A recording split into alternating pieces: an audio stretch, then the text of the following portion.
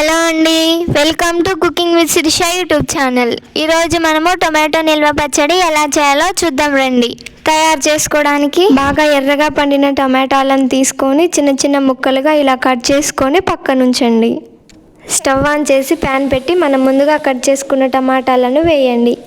అలాగే ఒక చిన్న నిమ్మకాయ సైజ్ అంత చింతపండును కూడా వేసి బాగా కలిపి ముక్కలు మెత్తగా అయ్యే వరకు మూత ఉంచి ఉడికించండి. అవసరమైతే మధ్య మధ్యలో టమాటా ముక్కలను ఇలా కలుపుతూ ఉండండి. అప్పుడే టమాటా ముక్కలు అనేవి మాడిపోకుండా ఉంటాయి. ముక్కలు మెత్తగా ఉడికిపోయిన తర్వాత వేడంతా చల్లారే వరకు పక్కన ఉంచండి. ఆలోపు మనం మెంతులు ఆవాలు వేయించి పొడి చేసుకొని పక్కన ఉంచుకోవాలి.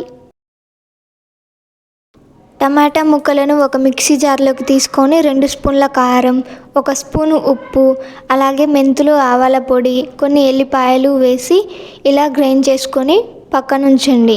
ఇప్పుడు ఒక ప్యాన్లో ఆయిల్ వేసుకొని ఆయిల్ బాగా హీట్ అయ్యాక ఆవాలు, జీలకర్ర, పచ్చిశనగపప్పు, ఎల్లిపాయలు అలాగే ఎండుమిర్చి కూడా వేసుకొని కలపండి. ఇవి కొంచెం బ్రౌన్ కలర్లోకి చేంజ్ అయ్యాక కొద్దిగా కరివేపాకు కూడా వేసుకొని బాగా కలపండి.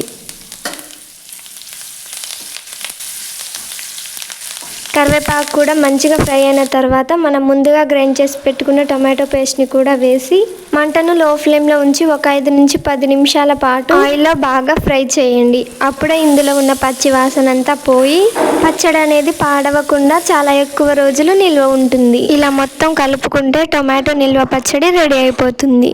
మీకు ఈ వీడియో నచ్చినట్లయితే లైక్ చేసి సబ్స్క్రైబ్ చేసుకోండి.